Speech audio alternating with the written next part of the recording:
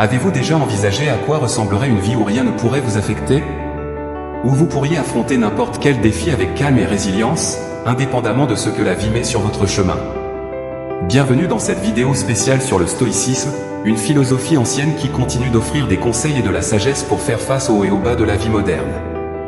Aujourd'hui, nous plongerons dans les 18 principes fondamentaux du stoïcisme qui, lorsqu'ils sont appliqués, peuvent transformer la façon dont vous abordez les défis et les adversités qui se présentent sur votre chemin. Si c'est votre première fois sur ma chaîne, je vous prie de bien vouloir m'aider en vous abonnant et en aimant la vidéo, ainsi je pourrai continuer à créer plus de contenu comme celui-ci à l'avenir. Le stoïcisme, remontant à l'Antiquité grecque, a servi de source d'inspiration pour d'innombrables personnes à travers les époques. Grâce à ces principes, nous serons habilités à développer la capacité de faire face aux adversités, de trouver la tranquillité qui nous permet d'affronter tout défi avec calme et sérénité. Mais ce n'est pas seulement sur ce que vous devez faire. Tout au long de cette vidéo, nous explorerons également cette chose que vous ne devez pas faire selon le stoïcisme. Ce sont des pièges courants qui peuvent miner votre croissance personnelle et votre quête d'une vie plus significative. Cet apprentissage peut vous aider à acquérir la paix intérieure et la résilience face aux adversités. Commençons par explorer les 18 principes du stoïcisme qui renforceront votre mentalité, puis nous plongerons dans les 7 choses à éviter à tout prix. Sans plus tarder, allons-y. À mesure qu'une personne se dévoile de plus en plus, révélant ses blessures émotionnelles, il faut garder à l'esprit que, malheureusement, être exploité par certains individus pour causer du tort est une réalité qui, bien que non universelle, est souvent rencontrée. Certains trouvent une étrange satisfaction à assister à la souffrance d'autrui ou, pire encore, à y contribuer. Cette dynamique de sadisme et d'envie, malheureusement, n'est pas rare et peut se manifester dans divers contextes de la vie quotidienne, tels que le travail, les cercles d'amis, voire au sein de la famille. Bienvenue à une autre vidéo de la chaîne. Si c'est votre première fois ici, je vous prie de bien vouloir m'aider en vous abonnant et en appuyant sur la vidéo, ainsi je pourrai continuer à créer plus de contenu comme celui-ci à l'avenir. Par conséquent, apprendre à protéger les points faibles peut devenir un atout précieux. Si nous nous imaginons comme un arbre au milieu d'une tempête, nous voyons les feuilles s'agiter et les branches se balancer au vent, mais le tronc reste imperturbable, profondément enraciné dans la terre. C'est la caractéristique de la résistance silencieuse que nous cherchons à enseigner. C'est l'art de rester ferme et fort, malgré les adversités. Nous expliquerons comment renforcer davantage votre résistance, montrant qu'il n'est pas facile d'être affecté par les turbulences externes ou internes. Chaque défi devient une opportunité de croissance, assimilant la force de l'arbre qui, bien qu'il se balance, ne permet pas à la tempête de le renverser. Il ne s'agit pas de nier l'existence de la tempête, mais de ne pas être vulnérable à elle. Ce processus d'apprentissage vous permettra d'être l'architecte de votre destin, maintenant une posture solide, robuste et tranquille, même au milieu du chaos. Dans cette vidéo, nous plongerons dans les 18 principes stoïciens d'Épicure, un philosophe éminent et renommé, dont les idées ont perduré à travers le temps. De plus, je vous invite à vous aventurer dans le voyage de la connaissance de soi. Consacrez-vous à ce contenu, éloignant les distractions quotidiennes.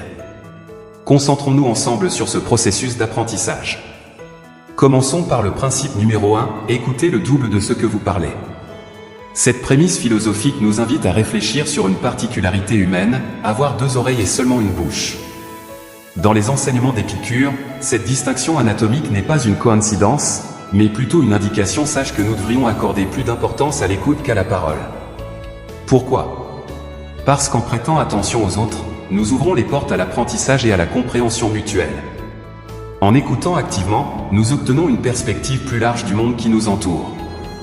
Épicure nous encourage non seulement à être enchantés par notre propre voix, mais aussi à valoriser et apprendre des expériences, pensées et perspectives des autres. En résumé, la véritable croissance et avancée dans la vie sont réalisées en absorbant et assimilant les connaissances partagées par ceux qui nous entourent. À partir de ce principe, nous sommes encouragés à réorienter notre attention, en écoutant avec empathie, ouverture et humilité, pour favoriser un dialogue enrichissant et une compréhension plus profonde du monde dans lequel nous vivons. Principe numéro 2, préparez-vous à échouer, car c'est la seule façon de progresser. Dans notre quête de succès et d'accomplissement, nous avons tendance à éviter l'échec à tout prix. Cependant, selon Épicure, l'échec n'est pas un obstacle, mais plutôt une opportunité inestimable pour la croissance et l'amélioration. Au lieu de craindre d'être considéré comme fou pour commettre des erreurs, nous devons embrasser la possibilité de l'échec comme un moyen de progresser. Cette perspective défie la notion conventionnelle de succès, soulignant qu'il ne s'agit pas d'un événement soudain, mais plutôt d'un processus d'apprentissage continu. Épicure nous encourage à voir l'erreur comme un catalyseur pour perfectionner nos compétences et nous rapprocher de l'excellence. À travers le processus d'essai et d'erreur, nous améliorons nos compétences, surmontons les obstacles et nous rapprochons de plus en plus de nos objectifs, tant professionnels que personnels. Principe numéro 3, toujours s'attendre au pire. L'anxiété, produit de notre peur constante des circonstances défavorables, peut nous plonger dans un état de stress continu et épuisant. Nous nous inquiétons pour l'avenir, craignant que nos proches nous déçoivent, que nous rencontrions des problèmes économiques ou que d'autres revers inattendus nous surprennent. Épicure, avec son approche radicale et pratique, suggère un changement de perspective pour faire face à cette anxiété. Il nous met au défi de considérer que ces choses que nous craignons tant auraient déjà pu se produire. Cette mentalité, bien que déconcertante au début, stimule notre esprit à développer des stratégies d'adaptation. En supposant que le pire est déjà arrivé, nous nous équipons d'une résistance psychologique pour affronter les défis éventuels. Grâce à ce changement de perception, nous cultivons une résilience qui nous permet d'aborder l'avenir avec plus de calme et de confiance. Principe numéro 4, les dangers de la fortune. Le désir d'atteindre la richesse est souvent convoité par beaucoup, mais peu reconnaissent les dangers qui y sont inhérents. Il ne s'agit pas seulement des personnes qui se rapprochent quand elles nous voient prospères, feignant une amitié qu'elles ne ressentent pas réellement. L'argent, une fois acquis, a un pouvoir transformateur sur les gens, un pouvoir qui n'est pas toujours bénéfique. Souvent, en acquérant cette richesse convoitée, nous acquérons aussi quelque chose d'inattendu, la possibilité que nos valeurs morales soient menacées ou déformées. La possession de richesses peut influencer notre caractère, nous conduisant à la complaisance et nous éloignant des vraies joies de la vie. C'est un avertissement pour que, lorsque nous nous trouvons dans des situations de richesse matérielle, nous soyons prudents et vigilants pour ne pas permettre à cette richesse d'altérer nos principes et valeurs fondamentaux. Principe numéro 5, ne vous attachez pas à un seul espoir. En tant qu'être humain, nous avons la capacité de rêver et de poursuivre de multiples objectifs et aspirations. Miser toutes nos espérances et rêves sur un seul objectif peut être risqué, car l'échec dans cet unique objectif pourrait être dévastateur. Épicure nous encourage à diversifier nos rêves et aspirations. En poursuivant plusieurs chemins vers le succès, nous multiplions nos chances d'atteindre nos objectifs. Cela nous offre flexibilité et résilience, nous permettant de nous adapter aux circonstances changeantes et de trouver la satisfaction dans plusieurs domaines de nos vies. En ne nous attachant pas à une seule espérance ou aspiration, nous nous préparons mieux à faire face aux revers et à saisir les opportunités que la vie nous présente. Avant de continuer, je tiens à vous inviter à devenir membre de notre chaîne. Ensemble, nous pouvons explorer les principes du stoïcisme et trouver la force intérieure pour affronter les défis de la vie. Il vous suffit de cliquer sur le bouton « Être membre » ci-dessous et de faire partie de ce voyage de découverte de soi. Alors, rejoignez-nous et grandissons ensemble. Principe numéro 6, la véritable richesse réside dans un esprit content.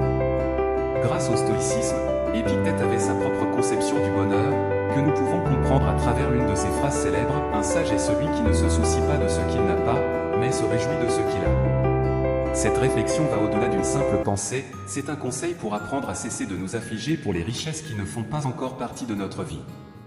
Tant que nous nous permettons de nous plaindre et de regretter ce qui nous manque, nous gaspillons des minutes précieuses de bonheur où nous pourrions être reconnaissants pour tout ce que nous avons déjà atteint, ce qui est bien plus que nos yeux sont habitués à apprécier.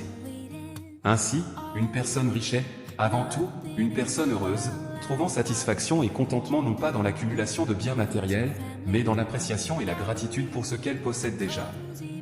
Principe numéro 7, rappelez-vous toujours que la mort vous attend à la fin du chemin. Ce conseil n'est pas une invitation au pessimisme, mais plutôt une réflexion sur la nature finie de la vie. La mort est un destin inévitable, la conclusion finale de nos actions et efforts. Être conscient de cette vérité universelle nous incite à valoriser le temps limité que nous avons dans ce monde. Cette conscience nous amène à reconsidérer nos priorités et à remettre en question la pertinence de consacrer des décennies à l'acquisition de biens matériels, que nous ne pourrons finalement pas emporter avec nous. En adoptant cette perspective, nous pouvons devenir plus conscients de la manière dont nous utilisons notre temps, en nous concentrant sur des expériences significatives et des relations plutôt que sur l'accumulation de biens matériels. De plus, emporter avec nous ces principes éthiques peut nous aider à cultiver une appréciation plus profonde de la vie et à vivre chaque moment avec authenticité et plénitude. Ce principe nous encourage à embrasser la vie avec intensité et dessein, sachant que notre temps ici est précieux et limité. Principe numéro 8, incorporez l'humilité dans votre vie. Si vous voulez vraiment apprendre quelque chose, il est essentiel d'apprendre à désapprendre ce que vous croyez déjà savoir. Avec cette phrase, Épicure nous invite à faire usage de notre humilité, en particulier dans le domaine de l'apprentissage. Vivre en présomption de fierté nous éloigne de plus en plus de la connaissance, qui découle de la conviction que nous sommes complètement ignorants de ce que nous prétendons apprendre. De cette manière, nous voyons tout à travers les yeux d'un enfant qui abrite autant la capacité d'émerveillement que le désir d'apprendre. L'humilité n'enrichit pas seulement notre connaissance, mais renforce également nos liens humains en favorisant l'empathie et l'ouverture à de nouvelles idées et perspectives. Principe numéro 9, assumez la responsabilité de vos actions. Il est curieux de voir comment, lorsqu'une personne éternue près de nous, nous nous éloignons immédiatement, envahis par la peur de la contagion. Cependant, nous ne sommes pas aussi prudents pour éviter l'une des contaminations les plus mortelles auxquelles nous sommes exposés quotidiennement. Épicure nous a laissé un sage conseil à ce sujet, nous devons nous entourer de personnes qui nous motivent à donner le meilleur de nous-mêmes. Le comportement des gens influence énormément notre état mental. Ceux qui drainent notre énergie et gâchent notre journée, tandis que d'autres nous comblent de joie et de vigueur. Par conséquent, l'une des décisions les plus intelligentes que nous pouvons prendre est de nous allier à ceux qui apportent des bonnes vibrations dans nos vies, tout en disant au revoir à ceux qui ont la capacité de nous faire regretter d'être nés. Principe numéro 10, la culpabilité est synonyme de fléau. Les personnes limitées accusent les autres, les personnes ordinaires se blâment elles-mêmes, mais les sages considèrent toute culpabilité comme une folie. Cette phrase d'Épicure est aujourd'hui une base pour que les thérapeutes abordent la culpabilité comme un sentiment qui doit être éradiqué de nos vies. La seule façon de gagner la compétition contre la culpabilité est de refuser de jouer avec elle. Le problème est que ce chemin n'est pas facile, car en accusant les autres, soit à nous-mêmes, nous nous exonérons complètement de la responsabilité de corriger l'erreur. Recourir à la culpabilité est une tentation difficile à éviter, mais seules les personnes animées d'une détermination ferme sont capables de l'éviter et, en même temps, d'assumer la responsabilité de leurs actions. Principe numéro 11, n'oubliez jamais que vos réactions forgent votre destin. Nous ne devons pas sous-estimer nos réactions, car elles marquent certainement notre succès ou notre échec. Épicure a été très catégorique à ce sujet, nous n'avons pas la possibilité de choisir ce qui se passe, mais comment y faire face. Le malheur peut s'abattre sur n'importe lequel d'entre nous, mais c'est ce que nous en faisons qui fera la différence à partir de ce moment-là. Pour certaines personnes, un divorce signifie entrer dans le monde de la dépression et de la victimisation. En revanche, pour Épicure, c'est une opportunité en or pour entamer le chemin de la connaissance de soi. Rappelez-vous que votre vie n'est pas ce qui vous arrive, mais ce que vous en faites. Principe numéro 12, remplissez toujours votre devoir. Chacun de nous a un rôle dans la société et dans le monde. Le soleil n'a pas besoin de compliments ni d'incantations pour se lever chaque matin, mais il le fait invariablement tous les jours, et c'est définitif. De même, tout comme chaque partie de la nature remplit sa fonction, nous devons remplir nos obligations. Si nous attendons de plaire ou de recevoir des éloges pour faire notre travail, nous faillons autant envers l'environnement auquel nous appartenons qu'envers nous-mêmes. Si nous connaissons notre tâche et sommes conscients que d'autres personnes en dépendent, c'est notre devoir moral de la réaliser sans attendre que quelqu'un nous le rappelle. Ce principe souligne l'importance de la responsabilité individuelle et de l'engagement envers les obligations sociales et personnelles. L'accent est mis sur l'action avec intégrité et dévouement, reconnaissant que l'accomplissement de nos devoirs contribue au bien commun, non seulement à la satisfaction personnelle ou à la reconnaissance externe. C'est un rappel que nous devons être autonomes et proactifs dans nos actions, guidés par un sens du devoir universel. Principe numéro 13, lorsque vous permettez aux commentaires et attitudes des autres de vous déranger, vous abandonnez le contrôle de votre vie. Toute personne capable de vous faire enrager devient votre maître. Cependant, cette personne ne peut vous faire enrager que si vous permettez d'être dérangé par elle. Épicure nous fait comprendre qu'il y a beaucoup de clés en nous, et certaines nous conduisent au bonheur tandis que d'autres nous mènent directement à la ruine émotionnelle.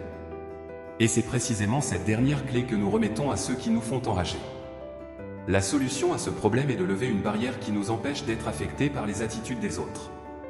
Cela est dû au fait que, définitivement, chacun est propriétaire de ce qu'il dit, et aussi de ce qu'il décide d'écouter. Ce principe nous enseigne sur l'importance du autocontrôle et de l'autonomie émotionnelle. Nous apprenons que la réaction aux actions et paroles des autres est sous notre contrôle, et qu'en restant centrés et en n'agissant pas de manière impulsive, nous maintenons le contrôle sur nos propres vies et émotions.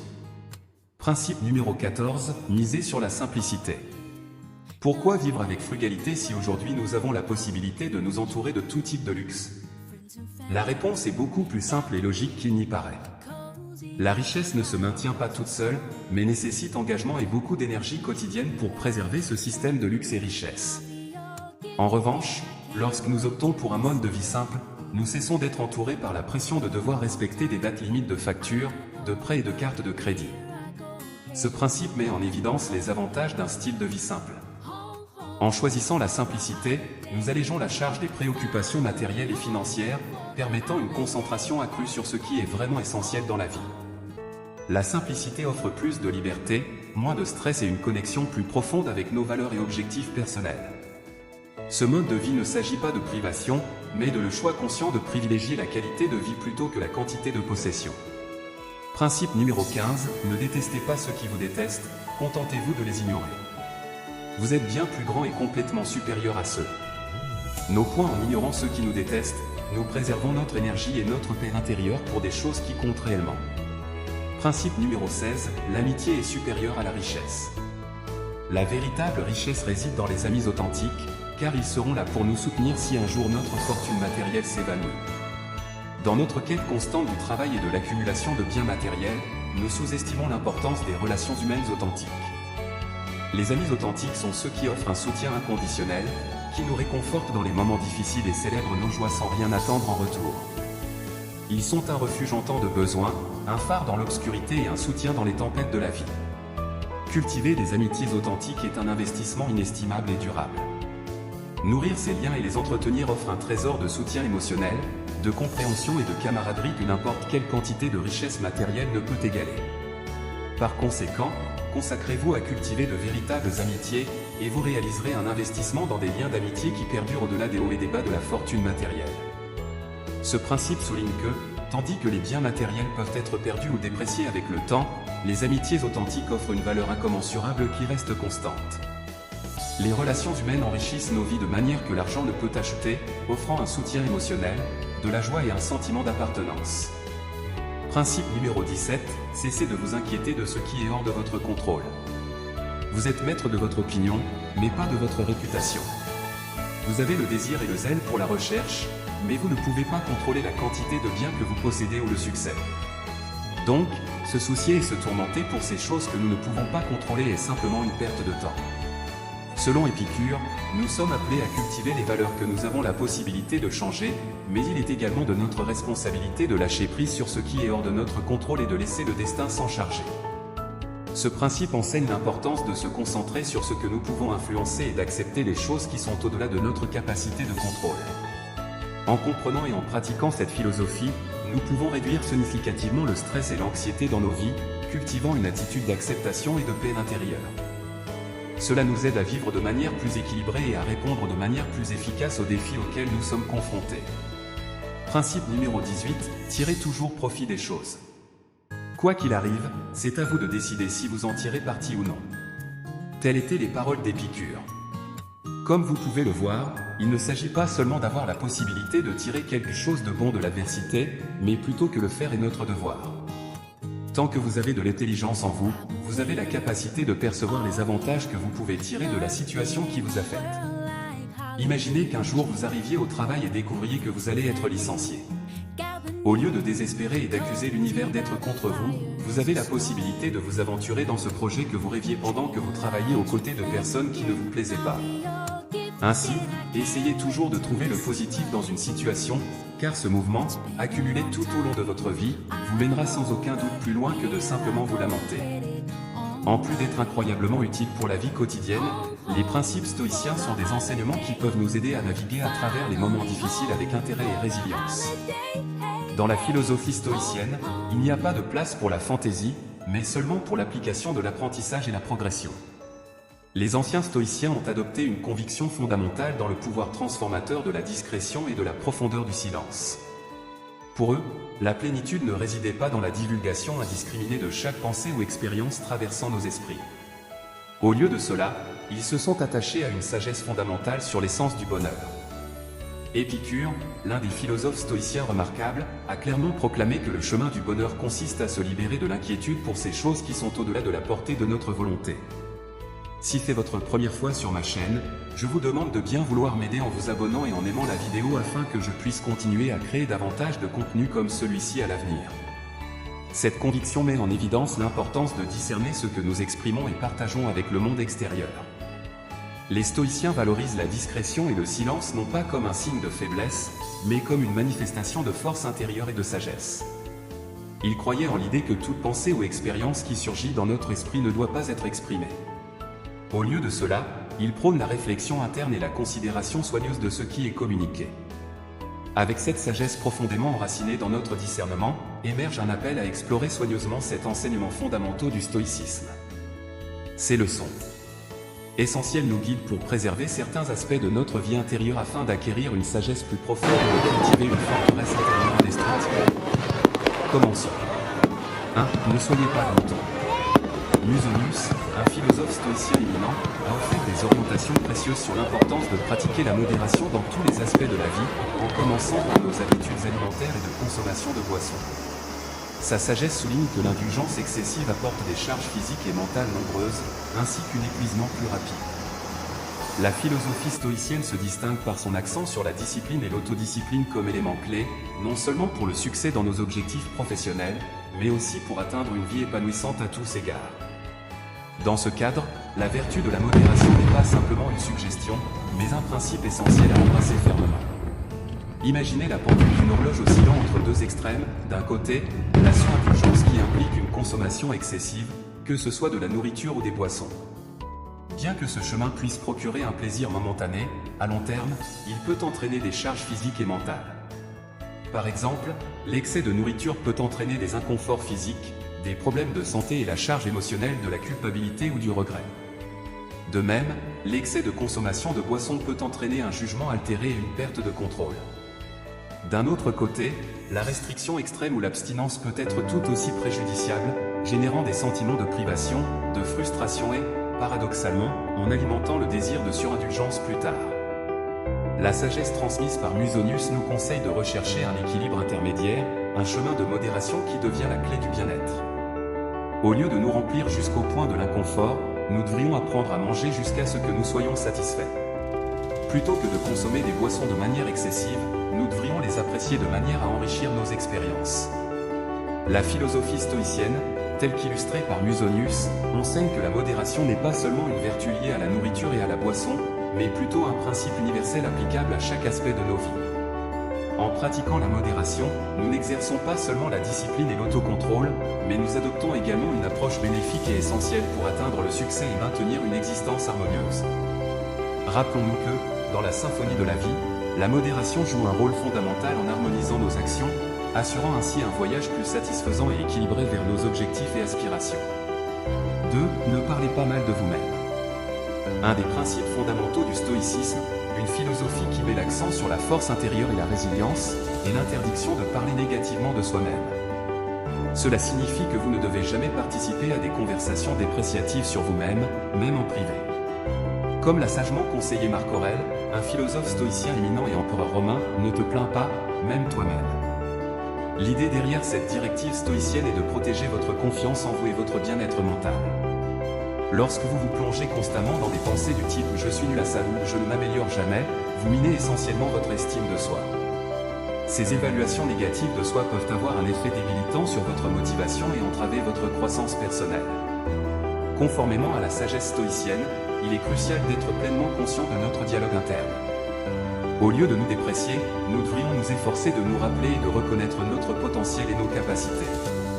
Il est essentiel de cultiver une perspective qui nous permette d'affirmer avec conviction « je suis capable de le faire et si ce n'est pas immédiatement, je le ferai éventuellement ». En adoptant consciemment cette mentalité positive et axée sur la croissance, nous renforçons non seulement notre confiance en nous, mais aussi notre résilience. Dans une large mesure, cela dépend de notre perception et de notre attitude face aux circonstances auxquelles nous sommes confrontés. En nourrissant un dialogue interne constructif et encourageant, nous créons un environnement mental propice au développement personnel. Au lieu de nous soumettre à l'autocritique constante, nous choisissons une approche qui reconnaît nos compétences et, plus important encore, nos capacités de croissance. Cette approche, enracinée dans la philosophie stoïcienne, nous rappelle que la maîtrise de soi commence par la manière dont nous parlons de nous-mêmes. En adoptant consciemment un discours interne affirmatif et motivant, nous faisons des pas fondamentaux vers la construction d'une mentalité résiliente et orientée vers le succès. Le stoïcisme nous exhorte à reconnaître que le chemin vers la réalisation personnelle et le bonheur dépend largement de notre propre perception et de notre réponse aux défis. En embrassant une mentalité qui favorise l'auto-affirmation et la reconnaissance de nos capacités, nous sommes habilités à relever les défis avec confiance. En nous affirmant positivement, nous renforçons la base sur laquelle nous construisons notre confiance en nous et notre résilience émotionnelle. Cette approche nous permet d'aborder les défis avec une attitude d'apprentissage et de croissance continue, plutôt que de sombrer dans le désespoir ou le découragement face aux difficultés. En résumé, suivre la sagesse stoïcienne implique de cultiver un dialogue interne positif et constructif. En adoptant consciemment cette approche, nous favorisons non seulement notre confiance en nous et notre résilience, mais nous nous alignons également sur les principes de force intérieure et de croissance personnelle proposés par les stoïciens. 3. Ne pas se vanter de la surmonte personnelle. Épictète, un philosophe stoïcien éminent, offre des conseils précieux sur le thème de la surmonte personnelle. Il suggère sagement que, en nous efforçant de devenir de meilleurs individus, nous devrions le faire avec un sens de l'humilité et de la discrétion. Cela signifie s'abstenir de proclamer haut et fort nos efforts et réalisations au monde. Au lieu de cela, nous devons permettre que nos actions soient le véritable témoignage de notre croissance. Épictète souligne que la surmonte personnelle doit être un voyage personnel, que nous entreprenons pour notre propre bénéfice et non pour les applaudissements ou la reconnaissance des autres. Lorsque nous nous décidons à nous vanter constamment de nos réalisations et améliorations, nous risquons de détourner l'authenticité de nos intentions. Cette réflexion, inspirée des enseignements, nous rappelle l'ancien adage selon lequel les actions parlent plus fort que les mots. Cela implique que le véritable reflet de notre progrès personnel ne se trouve pas dans les déclarations grandioses que nous faisons, mais dans les changements silencieux et persistants que nous apportons à notre comportement quotidien. Mais dans les transformations tangibles que nous manifestons à travers notre comportement, notre caractère et notre mentalité, la leçon fondamentale que nous pouvons tirer est que l'amélioration personnelle doit se produire de manière discrète et constante. Au lieu de prêcher nos intentions aux quatre vents, il est plus bénéfique de travailler dur en coulisses, en se concentrant sur notre développement individuel. En adoptant cette approche, nous permettons à nos projets de briller naturellement, inspirant ainsi les gens. Les gens sont souvent plus influencés et surpris par les changements tangibles qu'ils observent en nous et en nos actions plutôt que par les promesses que nous exprimons verbalement. En suivant la philosophie d'Épictète, le chemin vers la auto-surpassement devient un voyage qui embrasse l'humilité et la modestie, c'est un chemin où nous laissons nos actions et les résultats parlent d'eux-mêmes, car cette forme d'expression est la plus authentique et convaincante pour inspirer et influencer ceux qui nous entourent. En fin de compte, notre croissance personnelle devient une leçon silencieuse, plus puissante, capable d'avoir un impact positif sur la vie des autres. 4. Ne soyez pas ingrat. La gratitude est sans aucun doute un moteur fondamental du bien-être personnel et des relations avec autrui. La philosophie stoïcienne, incarnée dans les paroles d'Épictète, nous rappelle la valeur de trouver de la joie dans ce que nous avons plutôt que de regretter ce qui nous manque.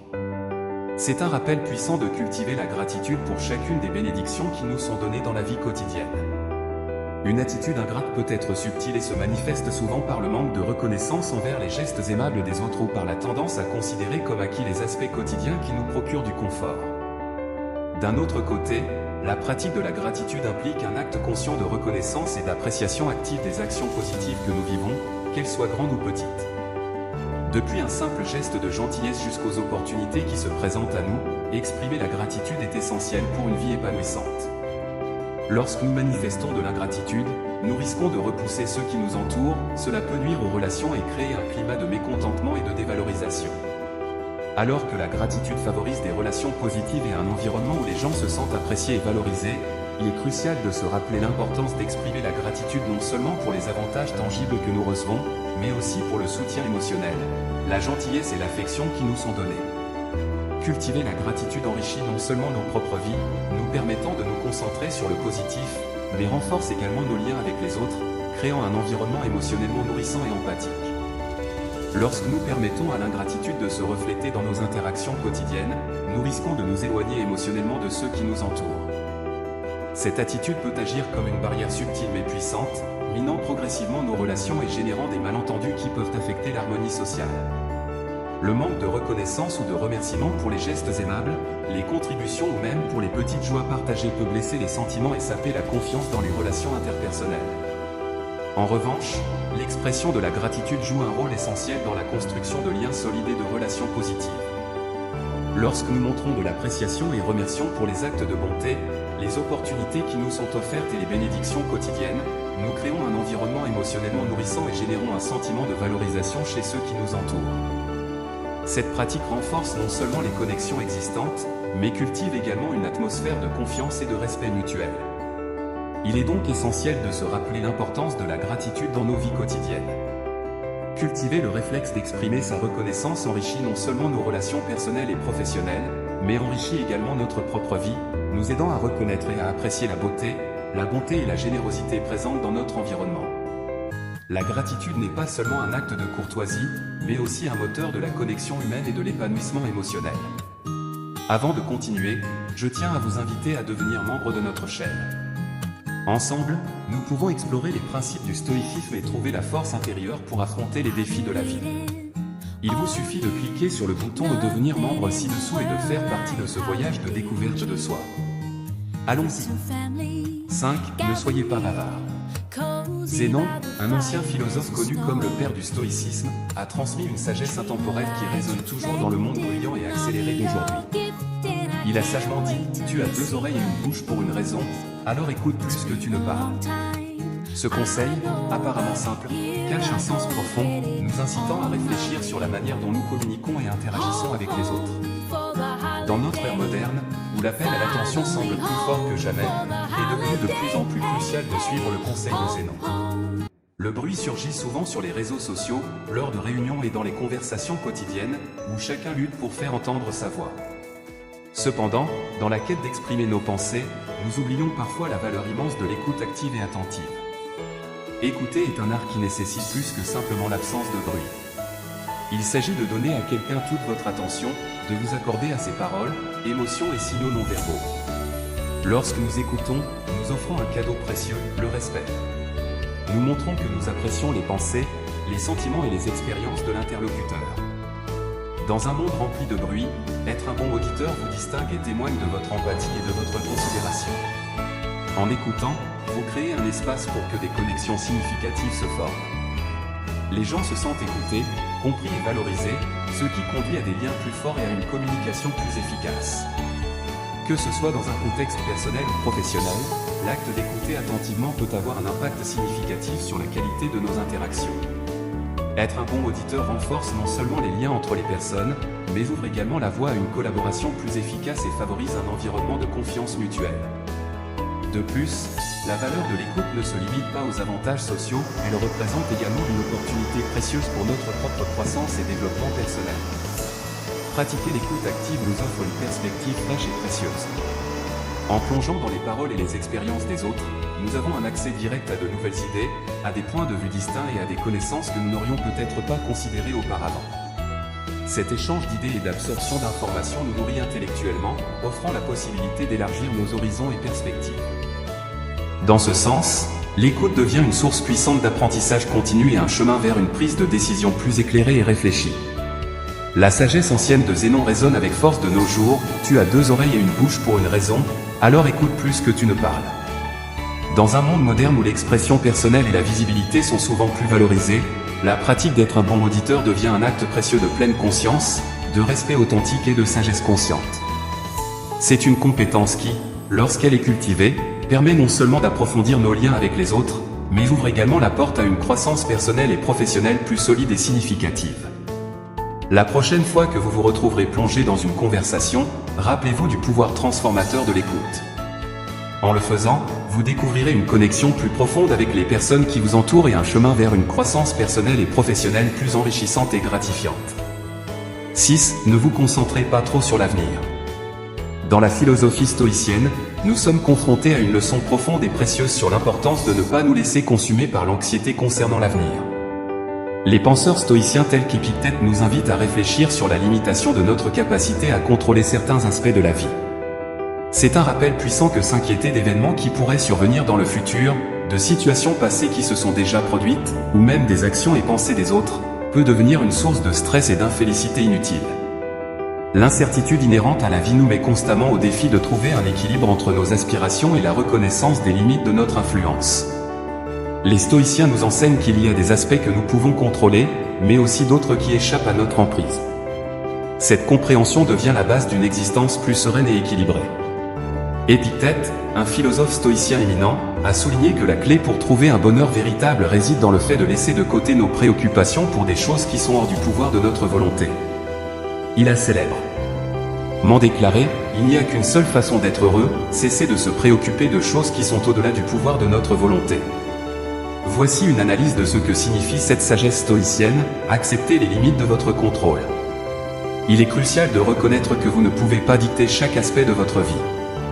Certains événements sont simplement hors de votre influence, et aucune quantité de préoccupation ou d'inquiétude ne changera cela. Concentrez-vous sur le présent. Au lieu de vous inquiéter du passé ou de vous angoisser pour l'avenir, le stoïcisme nous conseille de nous concentrer sur l'ici et maintenant. Votre pouvoir d'agir et de prendre des décisions est limité au moment présent, en faisant de votre mieux dans le présent. Vous pouvez façonner votre avenir de manière positive. Choisissez vos réactions. Les stoïciens soulignent l'importance de contrôler vos réactions et attitudes. Bien que vous ne puissiez pas contrôler les événements externes, vous pouvez toujours contrôler la manière dont vous y répondez. Cette maîtrise de soi permet de trouver la paix et la satisfaction face aux incertitudes de la vie. Réduisez le stress inutile. S'inquiéter constamment de ce qui pourrait arriver dans le futur est une recette pour le stress et l'anxiété. Le stoïcisme nous enseigne à accepter l'imprévisibilité de la vie et à l'embrasser plutôt que de résister. En le faisant, nous pouvons alléger nos charges mentales et vivre avec une plus grande tranquillité. La philosophie stoïcienne nous encourage à laisser de côté les préoccupations excessives concernant l'avenir et à nous concentrer sur ce que nous pouvons contrôler.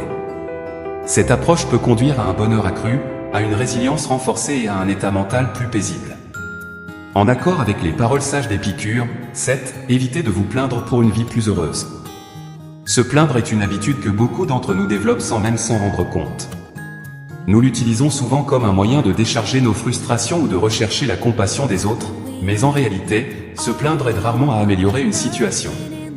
Au lieu de cela, il a tendance à apporter de la négativité dans nos vies et dans celles de ceux qui nous entourent. Comme l'a sagement affirmé le philosophe Marc Aurèle, il faut très peu de choses pour rendre une vie heureuse, tout est en toi, dans ta façon de penser. En d'autres termes, notre bonheur dépend en grande partie de notre mentalité et de la façon dont nous choisissons de percevoir et de répondre au monde qui nous entoure. Alors, pourquoi se plaindre? Cela n'aide pas. Se plaindre devient souvent un cycle répétitif et improductif. Lorsque nous nous plaignons de quelque chose, cela ne conduit généralement pas à une solution ou à un changement positif. Au lieu de cela, cela peut générer un sentiment de victimisation et d'impuissance, renforçant l'idée que nous n'avons contrôle sur nos circonstances. Cela peut entraîner une augmentation du stress et de la frustration. De plus, se plaindre constamment peut tendre nos relations. Cela peut être émotionnellement épuisant pour ceux qui nous entourent. Avec le temps, les gens peuvent devenir moins enclins à offrir leur soutien ou leur compagnie. L'énergie négative et la plainte ont tendance à se propager. En revanche, choisir de ne pas se plaindre et de se concentrer sur le positif peut avoir des effets transformateurs sur nos vies. Voici quelques raisons de réduire les plaintes. Améliore la santé mentale. Lorsque nous arrêtons de nous plaindre, nous libérons notre esprit de l'inquiétude face aux problèmes et nous nous concentrons plutôt sur les solutions. Cela peut entraîner une réduction du stress, une augmentation de la résilience émotionnelle et une amélioration générale du bien-être mental. Améliore les relations. Les gens sont naturellement attirés par ceux qui rayonnent de positivité. En choisissant de ne pas se plaindre, vous pouvez renforcer vos liens sociaux et construire des relations plus significatives. Augmente la productivité. Se plaindre fréquemment sert de distraction pour agir. En changeant votre mentalité pour trouver des solutions et prendre des mesures proactives, vous devenez plus productif et efficace dans vos efforts. Favorise la gratitude. Ne pas se plaindre encourage à être plus reconnaissant pour ce que vous avez. Reconnaître et apprécier les aspects positifs de votre vie, aussi petits soient-ils, peut apporter un sentiment de satisfaction et de bonheur. Pour réduire les plaintes, pratiquez la pleine conscience. Soyez conscient de vos pensées et de vos sentiments. La pleine conscience peut vous aider à détecter quand vous êtes sur le point de vous plaindre et à rediriger votre attention vers la recherche de solutions face à un problème ou un défi. Exprimer sa gratitude pour les bonnes choses dans sa vie, en faisant de cela une habitude, est une façon efficace de réduire les plaintes. Se plaindre est une habitude contre-productive et souvent destructive. En adoptant une mentalité plus positive et tournée vers la solution, vous pouvez cultiver une vie plus heureuse et satisfaisante. N'oubliez pas, comme l'a sagement noté Marc Aurèle, la clé du bonheur réside en nous-mêmes et dans notre manière de penser. Adopter les principes stoïciens peut être un moyen puissant d'obtenir force, sagesse et paix intérieure dans nos vies. Un aspect clé de cette philosophie est la pratique du silence sélectif, qui implique de réfléchir attentivement à quand parler et quand rester silencieux. Cette approche de la communication peut grandement améliorer notre croissance personnelle et nos liens avec les autres. La philosophie stoïcienne nous rappelle que tout ce que nous pensons ou ressentons n'a pas besoin d'être partagé. Tout comme certains trésors sont gardés près de notre cœur, certaines pensées et émotions sont mieux conservées en nous, permettant une introspection plus profonde et une amélioration de soi. Cette réflexion interne peut être inestimable dans notre voyage vers une compréhension plus profonde de nous-mêmes et du monde qui nous entoure. Les stoïciens comprenaient que le silence pouvait servir de professeur précieux, nous permettant d'écouter plus attentivement nos pensées internes, d'observer le monde autour de nous avec plus de clarté et d'obtenir des idées qui pourraient autrement être obscurcies par le bruit constant. En pratiquant le silence sélectif, nous pouvons apprendre à naviguer dans la vie avec plus d'attention et de sagesse, ce qui nous mène finalement à une expérience de vie plus profonde et significative. Je tiens à vous féliciter sincèrement d'être arrivé jusqu'ici et d'avoir terminé la vidéo. Si vous avez aimé la vidéo, laissez votre commentaire. Si vous ne savez pas quoi commenter, commentez et gratitude, ainsi je saurai que vous avez regardé jusqu'au bout. Si vous n'êtes pas encore abonné à la chaîne, qu'attendez-vous? Maintenant, jusqu'à la prochaine.